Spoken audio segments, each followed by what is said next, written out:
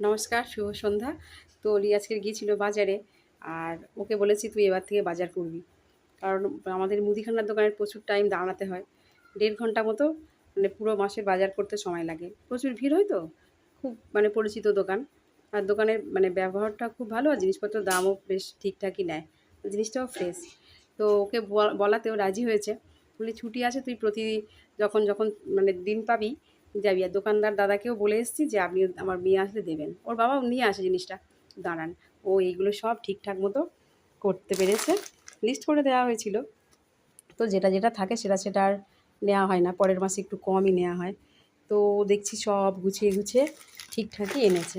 তা আমি আবার বলে দিয়েছিলাম, অনেক সময় জিজ্ঞেস করে তো এই যে ঠাকুরের জিনিসপত্র, যেটা যেটা বললাম যেমনভাবে ও সবগুলোই আনতে পেরেছে।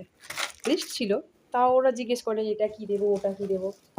তা এইভাবেই শিখবে অল্প অল্প করে। আমি বলি এইসবগুলো কাজের মধ্যে থেকে থাকলে তোরও ভাল লাগবে আর বাইরের বাস্তব জগতেও তুই মানে কিছু জানতে পারবি, ধারণাও হবে। বাজার দ্রব্য মানে মূল্য কেমন যাচ্ছে বা জিনিসপত্রের কোনটার কি কেমন পরিচয় সব কিছুই জানবি, বা সংসারে কোনটার প্রয়োজনও আছে। তা এইভাবে আস্তে আস্তে শিখবে। আর আমরা তো এইভাবেই ছোটোদের থেকে বড় করে তুলবো এখন। তো চলুন, সে এখন ডাকি তাকে আর খাওয়া দাওয়া শেষ করি।